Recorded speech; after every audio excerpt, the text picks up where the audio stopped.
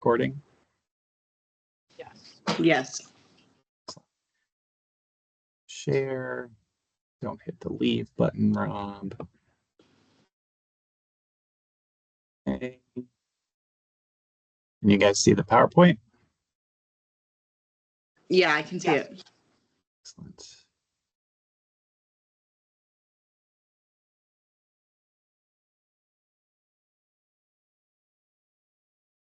All right, here we go. Welcome. Today we're talking about extinction.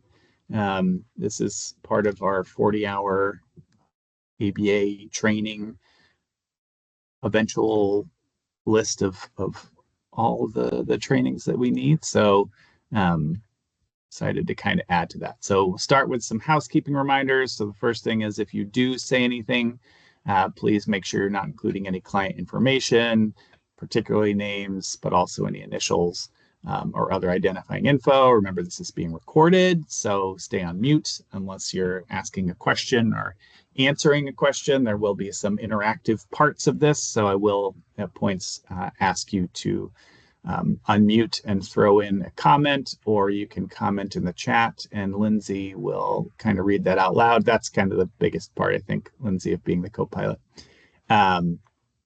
And you must complete the post test in order to get credit, so make sure that you're listening for code words. And remember that any training is only as good as how you apply the information that you're learning. So yeah, make sure that you're thinking about how you can apply this to your cases and the people that you work with. Okay, so we'll start out with just a definition of extinction. Cooper, so the white book defines it as when reinforcement of a previously reinforced behavior is discontinued. As a result, the frequency of that behavior decreases in the future. So there's a couple really important parts to this. And the first one is that it has to be a previously reinforced behavior. So it's something that there's a routine of them receiving consistent reinforcement for the behavior. So at that point, then the reinforcement is discontinued. And as a result, the future likelihood of that behavior decreases. So these are the key kind of things that we're keeping in mind as we talk through what extinction is. So ChatGPT made this picture for me because I was having a hard time finding one that kind of landed it at what I wanted it to look like. But it helps me to think of it in these terms, and maybe it'll help you to think of a kind of chain, right, of behaviors, or a chain of the same behavior that results in the same reinforcer, and then something different happens that ends that. Okay, so in my head, I'm thinking like same, different. Okay, or reinforcement stops. Okay, so the behavior in this picture is that the dog is sitting with his tail up, and every time he sits with his tail up, he is receiving the bone treat until one time he sits. Now, if you're looking at this picture, you'll say like, well, ChatGPT kind of messed this up a little bit because he is slightly engaging in a different behavior in the fourth frame. But that was because they were anticipating his unhappiness at not receiving the bone. Okay, so same, and then something different happens where reinforcement is not provided despite a history of it occurring. So that's a pretty basic definition. So let's kind of break that down and look at it. So we've got four main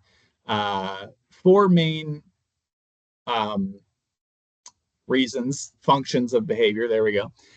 So attention, escape, tangible, and automatic. So we've got kind of a chain of examples for each one. So we start each one with the history of, because again, very important. So for attention, we're talking about the behavior here is this little boy who Looks very different in each panel, but that's fine. So he has a history of approaching other kids and being included. And so he has, each time this happens, he's included, he's included, he's included. Okay, one time he's excluded. Okay, so he goes to join, he does this greeting behavior, can I play? And they ignore him, they exclude him, they tell him to go away. And that behavior is extinguished. Now he's, sitting by himself, kind of isolated from the group. Escape maintain. So there he's, he's in that case, the function is to gain attention. So for escape, this child has a history of asking for breaks and getting, time kind of away from demands. The behavior he's doing is he's handing over this break card. However, at some point he hits a time where the teacher says, nope, buddy, no break. Let's keep going. Okay, so he has this history of being sent to the break corner. Teacher says, nope, not this time. Let's keep going. And the behavior's extinguished. He just continues working. I know your brains at this point are thinking, Rob, it's not this simple. Well, just hold on. Let's just get our basics established first. So tangible maintain. So they're looking for something. Okay, so history of going to the soda machine. They put the money in, they press the button, soda comes out. Okay, so the behavior here is putting the money in and pressing the button.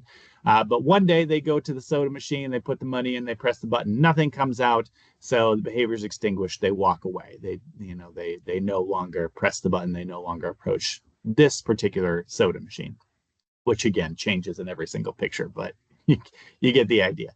And then automatic, something that just is maintained because it feels good.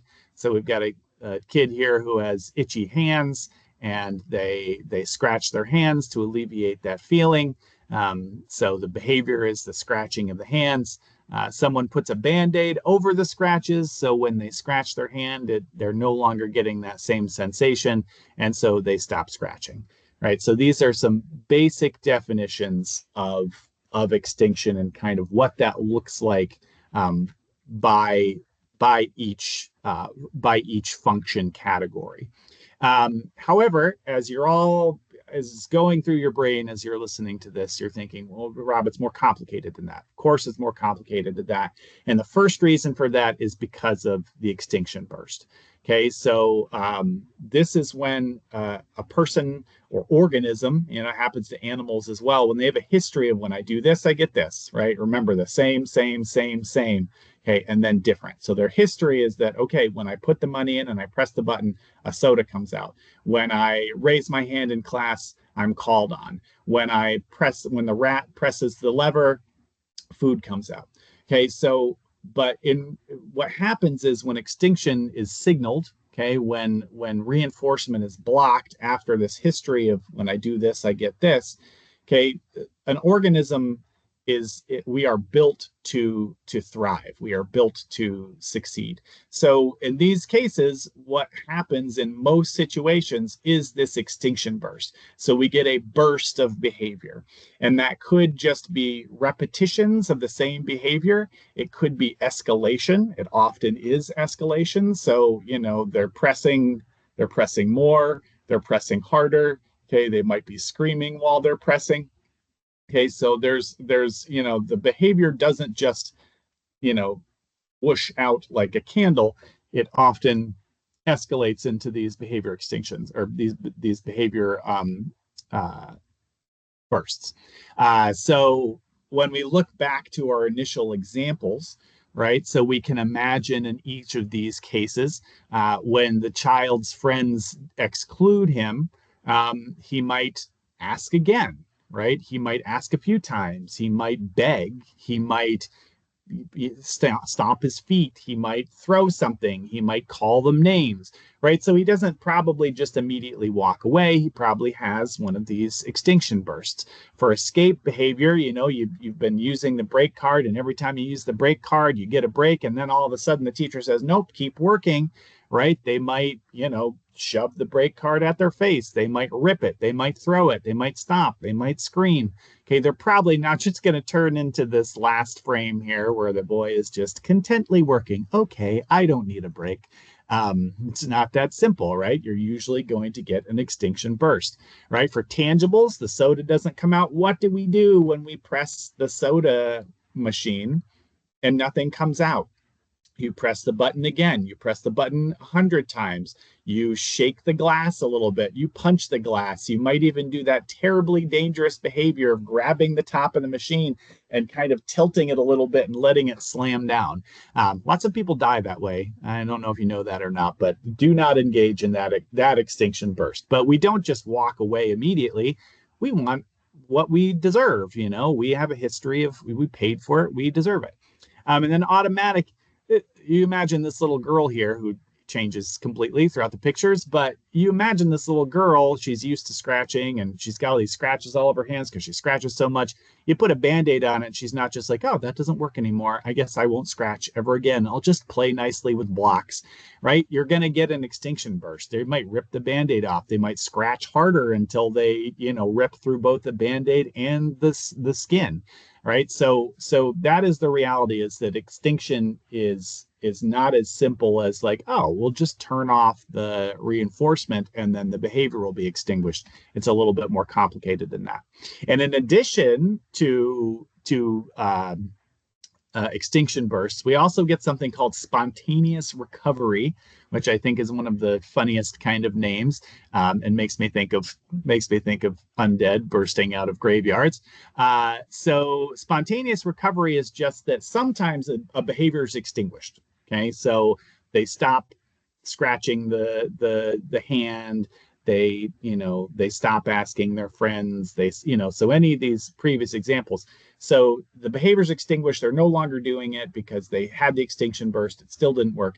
But then every once in a while, just out of the behavioral blue, which we're not supposed to say, but somewhere down the road, they have just this. They try it again. They're walking by that soda machine and they kick it just to see if their soda falls out this time. They see their friends playing, and even though it hasn't been working and it's been extinguished, they kind of walk over and they say like, hey guys, can I play today? So you sometimes see the spontaneous recovery where the behavior has been extinguished, but it comes back. So let's take what we just learned, and let's kind of put that into practice a little bit, and let's think about how this kind of plays out, right? So what we're going to do is we're going to determine what the seeming function is. So we can't be 100% sure, but based on the information, what's the function, and then what do you think extinction might look like in this case? So the child spits on their homework. They've got this history of spitting on their homework paper, and the teacher removes the paper. So maybe this is schoolwork, but you get the idea. And the teacher removes the paper and makes the child clean up the mess. So what do we think the function of this behavior is? Escape. Escape. I agree. I do think that is escape, right? So at least momentarily, or we don't know how long it takes before they're returned to their homework, but they're getting some escape. So what might extinction look like for this example?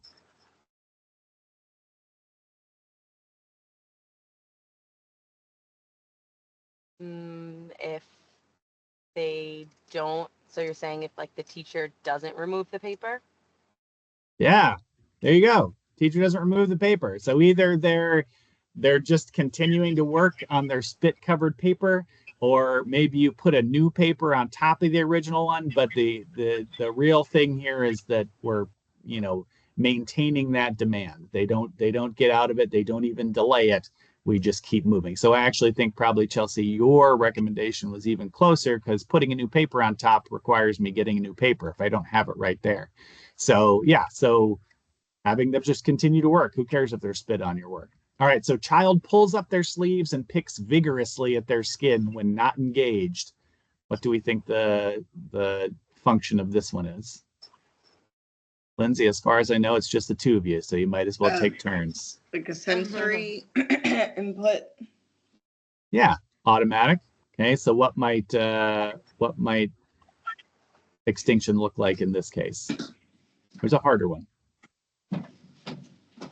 Yeah, that's what I'm trying to On like the kids' Mhm. behavior, you're saying? Yep.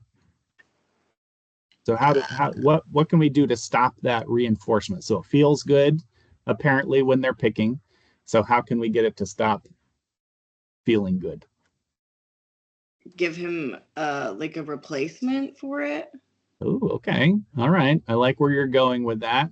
So I'm gonna help you out a little bit. This is probably the hardest one. So I apologize, Lindsay, for putting you on the spot. But so in Okay. this case, covering the places the child picks or giving them or having them wear like gloves would be. There's other ones that you guys might be thinking of, but we'll talk about. So you could like block their hand, but that's actually not extinction. That falls under response blocking. So Yeah. we'll talk about that in a couple slides. But so what we want to do is stop that input. So to do that, and ultimately, I like where you're going with that, Lindsay. That is what we want to do is replace that behavior with something else.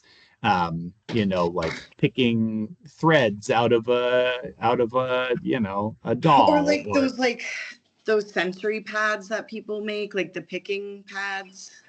yes, I love where you're going with it, but not extinction, right? So those are replacement behaviors and oftentimes preferable to extinction, which we'll talk about. All right, Right. good. All right, next one. A child picks up items and places them in the shopping cart. The parent puts some back, but occasionally allows them to keep the item. Chelsea, what's the function of this one? Access to Yeah, the tangible. right. They're getting a tangible. Right. So what might extinction look like in this case? Well, the behavior of her putting them back would result in the child either crying or yelling, or maybe a target behavior because of the fact that the items were going back. Yep. So the extinction burst for the mom or for Nope, kid? not the extinction burst. How would we put extinction Oh, into play in So this case? putting them all back? Yep. There you go. right. Never get any of them. Right. Again, this seems it's like true extinction is a difficult, to pull off. So you all are again formulating the problems that are related to this. But don't worry, we will get to that. All right. Oh, whoops, gave the answer. Child screeches loudly during whole group circle time. Daycare staff rushes over to tell the child they need to be quiet, places them on their lap. So pretty clearly, first of all, we already said the other three. Yeah.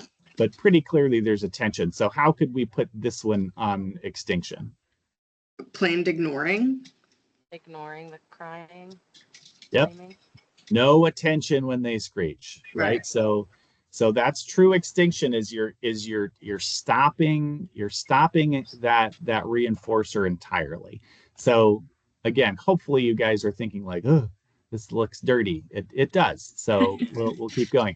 All right, here we got a dead dinosaur. That means you need your first code word. And today your code words are going to be movies that my sister and I watched so many times that we can basically recite them beginning to end. So the first movie that we watched excessively, basically every day for an entire summer, is Grease. The movie Grease is the first movie. So your first code word is Grease. All right, so let's talk a little bit about escape extinction. So we just talked about this, but I think it bears kind of repetition because I think it's one of the most common examples of extinction that's used, and maybe one of the ones that we still have to consider the most. So in this case, the function is escape or avoidance. Okay. So in order to stop these behaviors that result in escape or avoidance, sometimes because we want them to stop because they need to complete their work, they need to clean their room, they need to complete intensive teaching, or because like they must in order to retain safety, they must wear their swimmies, they must adhere to the fire alarms, etc. So in order to stop those things, we're denying that reinforcer, which is escape. And we also call this keeping the demand on. So we've got this locked door, you can't get out. That's a terrifying example. But then we've got, the old this is the next thing that you will eat. You're not getting any other food until you eat this. I'll put it in the refrigerator, but you're not eating again until you eat, your veggies or your meatloaf or whatever it might be.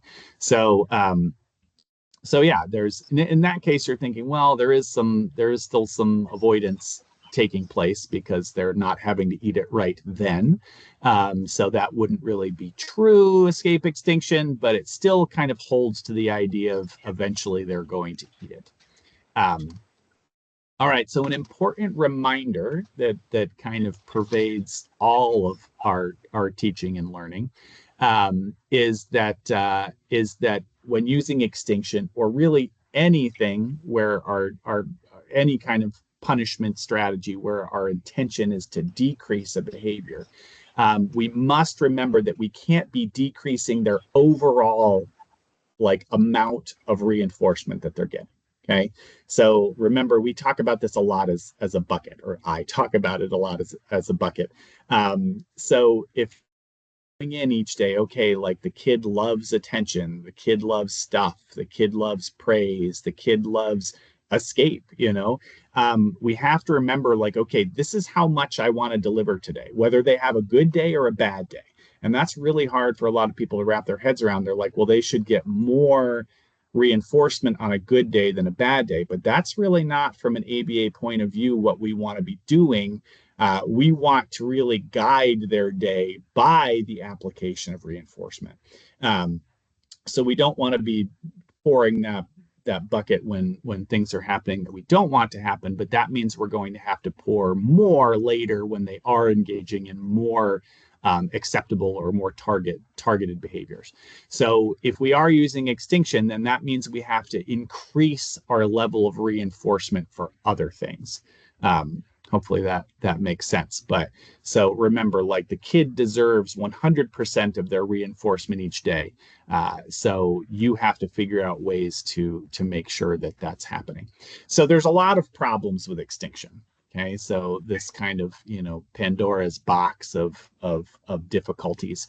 So the first one we already talked about. So the extinction burst and then spontaneous recovery. So, the extinction burst, the reality is that kids can, and that blends into the next one of upping the ante. Kids can engage in behavior that we cannot support. We cannot maintain safety. We cannot in good conscience allow to happen. So if we know that, keeping the kid at the table is going to result in them gouging their eyes, okay, that's an extinction burst we cannot allow, right? We caused that. So if we're kind of keeping them at the table so that they can complete their intensive teaching and they hurt themselves, that literal blood is on our literal hands, right? So we can't do it in those cases. And the reality of extinction bursts is they sometimes start by just repetition of the same behavior, but they often do increase. So they do often up the ante. Now, most kids are not going to, self-harm to that level, but it's something we have to be aware of. So the extinction burst is something that the parents might not be okay with their kid getting that upset. And that blends into the third one, emotionality, right? So people get upset. The kid's upset because they have this history. I got same. What the heck? This is different, right? And we know that people thrive on consistency. We know that our kids really thrive on consistency. And so now you've just thrown a wrench into things. So they're very upset. They're upping the ante. And it might just not be possible, okay? The spontaneous recovery, just the reality that it might pop up again, and you've got parents and daycare staff saying, well, that didn't work, right? Look, it happened again. But the reality is sometimes things pop up and we just kind of have to be consistent. It's often not feasible because of all the things that we stated. It's not feasible if the parents are like, I can't stand when my kid gets that upset. You can't do that again. We can't do this. The child gets too upset, and then you've damaged your relationship with that child. You spend all this time pairing, and now they want nothing to do with you. Other staff see it and they're like, that's not okay, right? So sometimes it's just not feasible. You can't, you might not be able to keep the demand on. You might not be able to manage that level of behavior. It's often unethical. And if you look at the anti-ABA kind of movement and postings on places like TikTok, extinction is one of their favorite things that they bring up as the most horrifying of all things you could do to a person. And I tend in most cases to agree. I think that it is, for a lot of reasons, dangerous, not necessarily the best thing to do. And I love that, you guys have already kind of jumped to like, well, what about this? What about replacement behaviors? But again, we do need to recognize the power that extinction has, and the fact that our environment does often put things on extinction, right? So like wells dry up, and streams run dry. Apparently, all I have is water metaphors, but the reality that our environment does often put things on extinction. So it's going to happen. And we are sometimes going to use it. It has to be followed through by everyone. So if I get, 5 of my team members to do it, but one of them isn't, I'm actually creating a worse situation than if I didn't do it at all, because now I'm creating extinction resistant behavior. It's almost like when you don't take your entire dosage of antibiotics, you end up with a stronger strain. Or it just comes back, and often with a vengeance. That's kind of how this works too. It has to be delivered with really just perfect fidelity, or else you're going to end up intermittently reinforcing that behavior. And if you're doing this in a group setting, it can create issues because you've got other kids seeing what's going on. They might be imitating the behavior. They're thinking like, oh, I can do this too. And so you're having other people witness it, and it can look kind of not so great. So these are just some of the things to consider, but these really probably are the big ones. So it just sometimes is not workable. We mentioned this before, but it kind of bears an explanation. So response blocking is another intervention that we use and looks a lot like extinction. Okay, so but response blocking blocks the behavior from occurring. Okay, so it doesn't allow the behavior to terminate in its end kind of point. So for instance, you've got a kid who strikes themselves in the head, and for response blocking, you would be blocking their arm so that they cannot strike their head. Okay, so that behavior is interrupted. Okay, and as a result of that, the child's head striking decreases. So that's response blocking. An extinction intervention for this same behavior would block the reinforcement. So this is what we were talking about before, introducing, some sort of glove, okay, so that when they strike, they're getting a different sensation. Or you might actually have them wear a helmet, right? We can't make that recommendation as IBHS staff, but if an OT or the parents have the child wearing a helmet, because they've been striking themselves in the head, when they strike, they're now not getting the same sensation on their hand or on their head.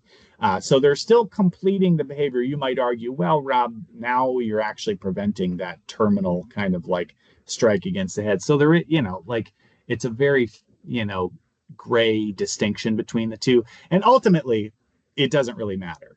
Okay, whether it's one or the other, you are putting in this antecedent strategy that is preventing the reinforcement from occurring, and the child's head striking is decreasing. So we don't want to get lost too much in the weeds of, is that response blocking or is that extinction? But it is important just to kind of, know that there is kind of a difference. So what makes extinction work? What makes it resistant to working? What are some things that we want to consider when we're thinking about whether it will work? So there is some resistance to extinction in a lot of individuals and organisms across the board, right? Why? Well, because we're used to getting something. When we're used to getting something, when we're accustomed to having something happen, when same happens, and then something else happens, we have a drive to to have that payoff. So we are resistant to extinction by our nature because we want to get what we think that we deserve. So that's going to be your first thing. And that is ultimately what results in extinction bursts and spontaneous recovery, is that kind of want for that reinforcer. Okay. The historic schedule of reinforcement from the research listed at the end shows some difference. Okay. So continuous reinforcement schedules, okay, are easier to extinguish. They extinguish faster. Okay. So if you think about this rat in this picture, they press the lever, and when they press the lever, they get a food pellet. Okay. So press the lever, get a food pellet, press the lever, get a food pellet. So that continuous schedule, every time they press, they get it. Okay. That's actually easier to extinguish because it's much clearer to the brain when, okay, I pressed it and nothing came out, right? They're probably still going to have an extinction burst. They're probably going to press it again, right? But they're unlikely to have like this long drawn out extinction process where they press it a bunch of times, they run around the cage, they press it again. They're more likely to extinguish that behavior faster because it's really clear. They got it, and then they did it. Okay. Hopefully that kind of makes sense. But those continuous reinforcement schedules are a little bit easier because the signal is very clear. Intermittent or unpredictable schedules, those are the most resistant to extinction. Okay. So if that rat, okay, or this child in the grocery store, right? So let's skip to the child, right? So if every time the child has a tantrum, they get something, and then all of a sudden they don't get something, that's going to be a little bit more easier to extinguish than if every once in a while, right, they get something. So now they don't know. It then becomes the pulling the casino lever kind of, conundrum of, you don't know when you're going to get it, but you know that sometimes you get it. So it keeps you pressing longer, right? So with intermittent or unpredictable schedules of reinforcement, they're actually going to be harder to put on extinction because they're going to persist longer because they already aren't getting it every time, if that makes sense. So when you're looking at things that are intermittently reinforced, it's going to be harder for them to be extinguished. Easier tasks are less susceptible to extinction than higher effort ones, right? So if the rat's just pulling the lever, they're probably going to pull the lever for a while because it's pretty easy to do. It takes very little effort. So it's going to take a little bit longer to extinguish that behavior than if it's something much more complicated, right? So if the behavior is they have to pull the lever 10 times, run 10 times around the room and touch their nose, and then they get, the pellet, first of all, they might, unless they're starving, they're probably not even going to do that once, let alone, have to have it be extinguished. But they're not going to maintain that behavior as long because it's like, didn't get the pellet, not doing that. And you can think of that like in terms of, it's more helpful to think of that in terms of the kids that we work with. So if the behavior is that they have to raise their hand and ask to go to the bathroom, that's more difficult than just walking to the bathroom. So if at one point they raise their hand and they ask politely to go to the bathroom and the teacher says, you know what, you just went, can you hold it for 10 minutes? They might very well have easily then extinguished that pro-social behavior, which we're going to talk about in a few slides. But so, that's going to be a little bit more easier to extinguish than if it's just something simple like pressing the lever or standing up or, touching the card on their desk. Level of motivation, right? So again, that rat is going to keep pressing that lever until it dies if it's starving. Because it's starving, right? So if you think about our motivational operations of satiation, deprivation. So if they're very hungry for that thing, they haven't had attention in a long time, or this attention is really powerful, right? They're going to be less susceptible to extinction than if it's like, well, another Skittle would be nice, but I've already just had 100 Skittles, right? So that would be a lot easier to extinguish at that time. All right, so let's talk about, we're talking about a lot of these dangers of why we don't do it. And you might think like, okay, well, let's just not use extinction, right? Why don't we just cancel the idea of extinction? But like, my great hero, Michael Scott, I'm not superstitious, but I am a little stitious. We don't subscribe 100% to extinction, but we do kind of use extinction, right? Or we kind of really use it. We just use it meaningfully and carefully and with great deliberation. Yeah, you got it. So we recognize that it's powerful, but we also recognize that it's potentially harmful. So we add to it and we modify it, right? So, well, how do we do that? Let's talk about it. Can one of you just say something so I know I still have everybody here? Yeah, we're here. I liked your Michael Scott picture. I figured you would. So. That was mostly for you. Oh, good. You both enjoyed it. So let's talk about how we use it now. So it's evolved a little bit. It didn't actually go extinct, the process of extinction. That's my dinosaur to bird picture down there, which they cut off a little bit, but that's okay. I'm happy that our new version of PowerPoint recommends slide setup. So but our use of the principle of extinction has changed. So I put this picture of this little screaming, crying boy in here on purpose because early ABA, really pure extinction was one of the go-to interventions that was applied.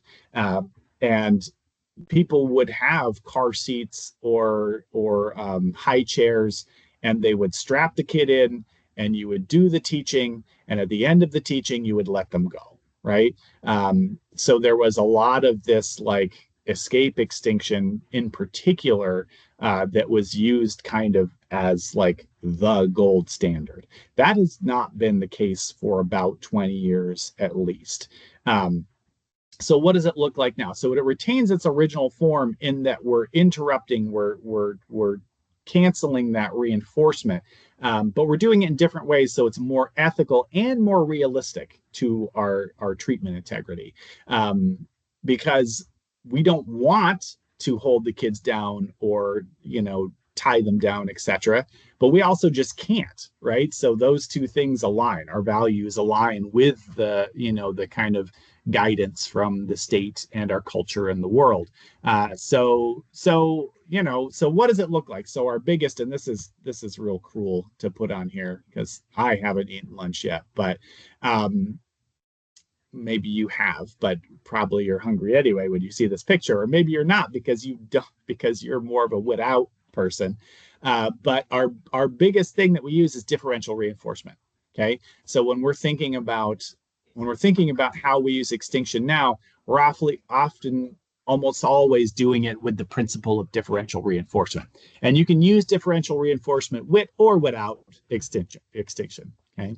And both can be effective. So there is another article in the resources at the end that explains that goes through differential reinforcement without extinction kind of really clearly.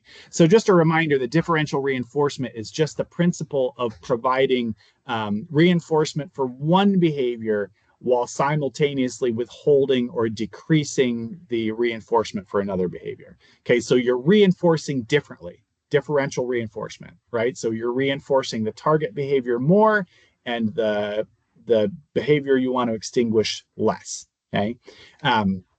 So you can do it with or without. Oh no, there's a dead dinosaur in your cheesesteak. That tells me that it is time for your second code word. So my second movie that I watched with my sister thousands of times is Forrest Gump, which really, how could you possibly watch Forrest Gump too many times? It's an impossibility. It's a lovely movie. So your second code word is Forrest Gump. All right, so I had fun finding graphics for this one. Here's your dinosaur. So let's talk about differential reinforcement with extinction, right? So using the true principle of extinction. So in this case, you are using differential reinforcement. So you're really paying lots of attention or lots of reinforcement, because it's not just attention, right? It could be things, it could be escape. You're giving a lot of the desired reinforcer for the target behavior. Okay, so here's where Lindsay brought this up before. So we're looking at a replacement behavior. Okay, so instead of picking your skin, let's pick this, this stress fidget toy thing. Instead of screeching, let's touch a break card. Instead of touching a break card, let's say break, right? So whatever it might be, we're really pouring reinforcement on those things, okay? But in the case of with extinction, we are withholding reinforcement entirely for the problem behavior, okay? So for example, a child hits when they want staff attention. The staff teach them let's play as a replacement behavior.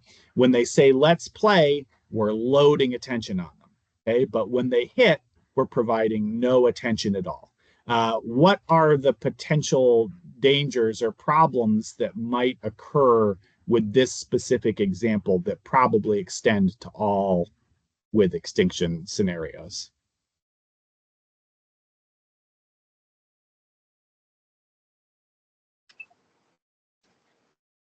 I think something that could be problematic is if the child doesn't respond to the appropriate replacement behavior. Yep. Good. Yeah. So if they're not actually contacting reinforcement by using the replacement behavior, absolutely. Someone's not paying attention, it doesn't happen. Okay. Another potential problem is if you're paying no attention to them when they're hitting. Okay, that's where we see now, other kids in the classroom are like, oh, I can just hit, or, the kid's hitting and somebody gets hurt, okay, because you've cut off attention entirely. So there's some problems that exist kind of with all extinction. So let's look at the other version of differential reinforcement without extinction. So in this case, okay, you're providing reinforcement for the desired replacement behavior, but still providing reinforcement for the problem behavior. Okay, so you want it to go away, and your intention is for it to go away, and the research shows that it still goes away. Okay, so if you're reinforcing so let's go back to that last example of hitting to get the teacher's attention. If you still, when they hit, you still come over and sit with them and play with them a little bit and say, oh, it seems like you wanted attention, let's play for a little bit. As long as you are providing more, better, faster reinforcement for the let's play response, you are still going to see that behavior of hitting over time go away. Okay. So, that research shows that you can still make it work this way. Now, what are the problems with that? Well, teachers aren't going to be happy when you have a kid hitting and you run over and you pay attention to them. Okay. When they spit on their homework and you say, okay, buddy, you know what? I can see you're upset with your homework. Let's stop doing homework. Okay. So there are some potential problems to both of these methods. But the good news is that both methods have shown themselves to be effective, because the real heart of these methods is the differential reinforcement component. Going back to what Lindsay said at the very beginning is, let's teach them what to do instead. And as long as you're teaching them the method of what to do instead, and it's contacting reinforcement, so being careful of what Chelsea said, where we said, oh, be careful that they're doing it and they're not actually getting it. As long as they're getting that, their brain is going to wire to, oh, you know what? I don't need to do that other thing. Let's do this thing instead. And you know what? This thing gets me more, better, faster. That's really where we want to go. How is this better? Why might it not work? I just talked about those things. So it might not necessarily be better. I forgot there was a prompt here. But it might be, okay? Because if you pay attention to the hitting, you're probably going to stop the hitting a lot quicker than if you have to run over and prompt like, oh, remember, say, let's play. Because they might at that point just have been escalated and they might just hit, you know, instead of with still providing some attention, you might stop that hitting, which is really, in the case of hitting, where we want to be. So this summer, I went to a training held by Tim Vollmer, who talked about the issues with ignoring behavior. And he said this wonderful thing. And I know it's not lost on me that this is a training on extinction, and we will in the nearish future be having a specific training on differential reinforcement. But it still bears repeating because this really is kind of the kind of current gold standard when you're thinking about extinction, is to use differential reinforcement potentially with extinction. But anyway, back to the point. Tim Vollmer said, let's stop thinking about differential reinforcement as an intervention. Let's think about it as a way of life, and really maybe like a way of professional life, although sure works in your personal lives as well. But you know, really thinking of yourself as a deliverer of reinforcement who has a volume knob that goes from 0 to 10. Okay. And thinking about everything, every moment that passes when you are working with an individual, as an opportunity to differentially reinforce.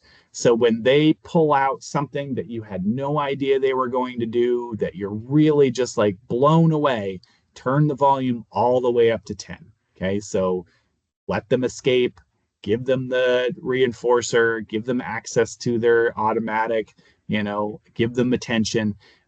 Attention's the easiest one because that's the one we really have a good volume knob for. Like, you know, for if they're tangible as Skittles, you might only have 20 of them, you know, so you might not be able to give more than what you have, or, you know, can't give more than you actually have. But we really want to be able to do that. So thinking of that differential reinforcement all times, you know, pulling down the volume, but not turning it all the way off when it's a behavior that we want to see less of, and turning the volume up incrementally when it's something we want to see more of, is really, like Vollmer said, a way of life. And I just love it. All right, so how can we set this up for success? So knowing that there are some, you know, contingencies to this that can make it difficult, what do we want to do so that this is successful? So the first thing is we have to make sure it's consistent. Okay, so we have to know if we're going to do extinction, the reinforcers that are maintaining the behavior must be withheld consistently. We can't withhold them sometimes and not other times. And if we can't withhold them consistently, then extinction is not something that we should even consider, because again, we're gonna create a extinction resistant behavior, which is not what we want. You've turned a molehill into a mountain. You've made a mountain out of a molehill. That's the way that it goes.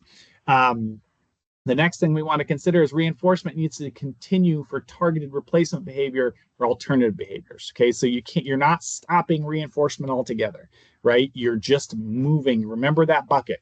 That's, you know, you want to give that much reinforcement. So, okay, I'm putting this behavior on extinction, so now I have to doubly or triply reinforce these other behaviors so they're still getting their allotted amount of reinforcement, which should be a lot, right?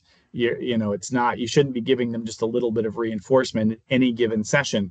You know, we thrive on lots of reinforcement. So remember that reinforcement has to be replaced, not done away with.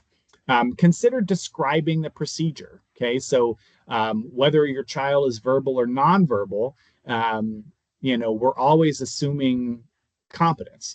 So you might say, okay, Lindsay, here's what we're going to do. Like we need you to stop picking at your skin.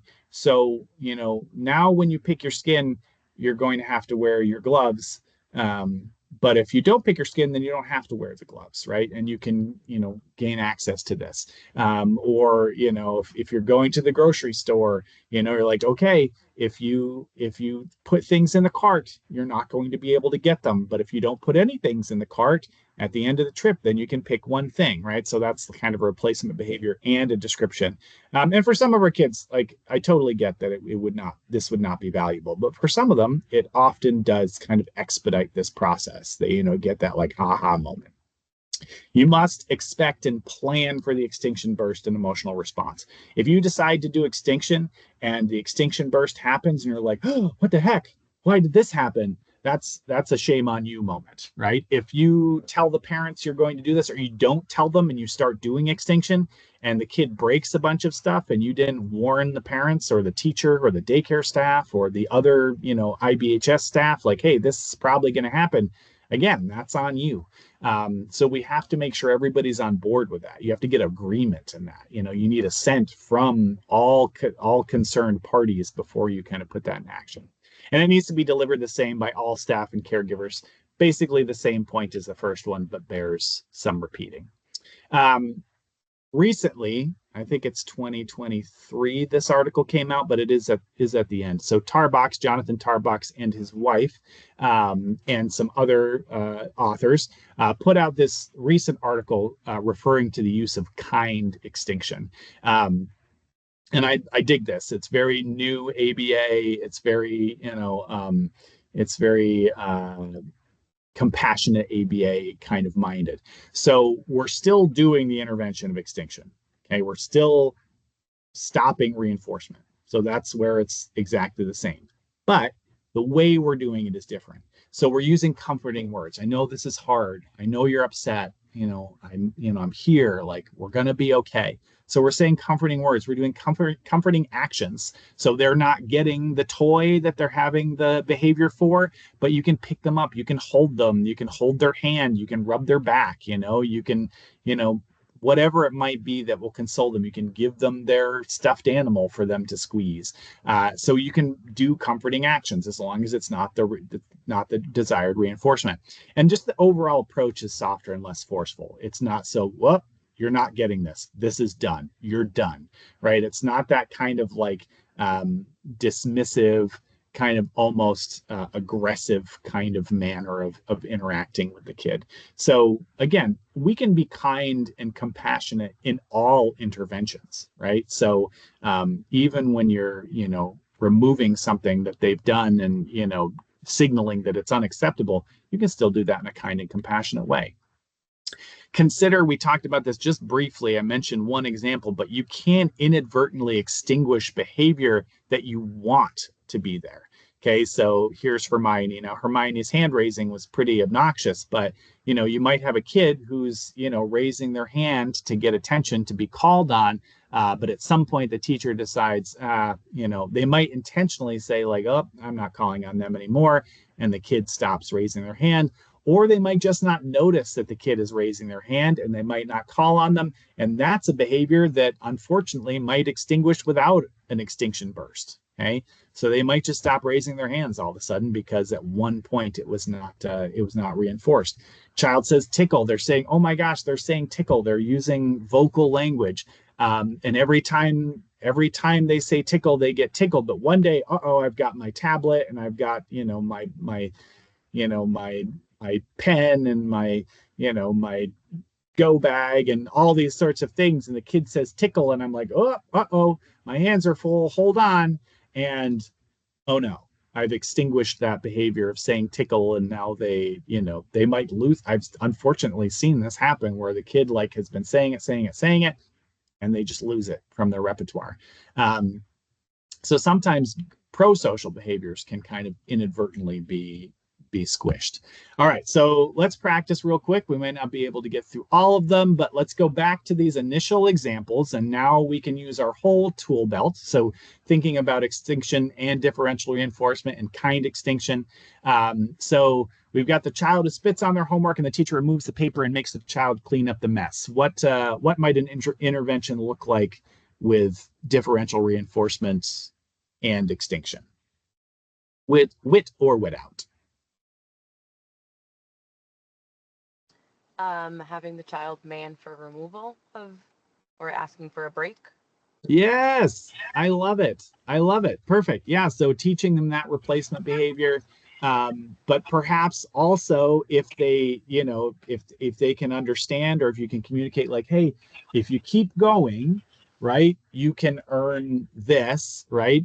But or you can man for a break, right? So kind of doing that differential, but also looking at it as in like antecedent of like, oh, I know this kid usually spits after about 5 minutes. So at 4 minutes, we prompt them to man for a break, right? Or at 4 minutes, we really lay on like the extra reinforcement.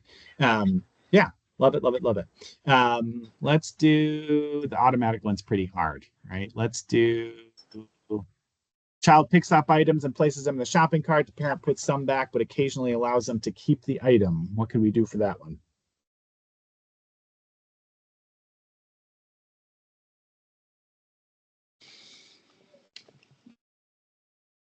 We can have them ask for something versus putting the items in the cart. There you go. Right. So if they ask for it, they get it. If they put it in the cart, they don't get it. Yeah, there you go. Right. So we can kind of teach that replacement behavior, and still put that kind of problem behavior on extinction. Let's do the last one too. A child screeches loudly during whole group circle time. Daycare staff rushes over to tell the child they need to be quiet and places them on their lap. So what might we do for this one? Kind of similar to like the asking for a break thing, like prompting them or showing them, teaching them how to raise their hand, say the teacher's name, I need help, any sort of replacement behavior to gain attention. Yeah, I love it. Perfect. Yeah, so any replacement, so they're still getting the attention. If they do screech, right, we might decide to do it with extinction where we ignore the screeching. We wait until they stop screeching and then we prompt them to say or to do whatever replacement behavior it is. And then we divide it, or then we provide it, or we do the with extinction or without extinction. And we do pay some attention to them when they're screeching, but when they ask or they do the replacement behavior, we pay more attention. Right. Yeah, love it. Beautifully done. All right, so in conclusion, final slide.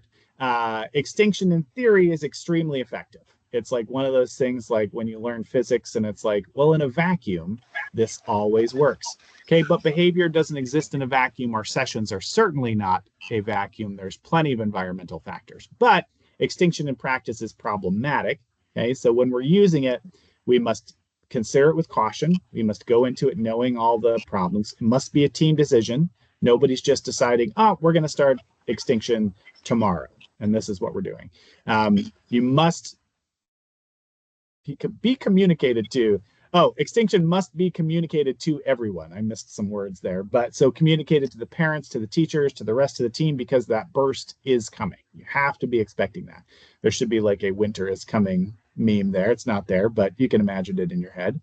And it must be paired with reinforcement for the target behavior. So just doing extinction is never acceptable. There always must be that reinforcement move to another place. Remember that bucket. All right, and your final dead dinosaur. Oh, poor T-Rex. Final movie that I watched very many times is Beauty and the Beast. So this dates me significantly, but when I was a young child, not even that young, with my sister, we would watch Beauty and the Beast repeatedly to the point that we broke at least 2 VHSs from overwatching. So Beauty and the Beast is the third and final code word. And here are your references and resources.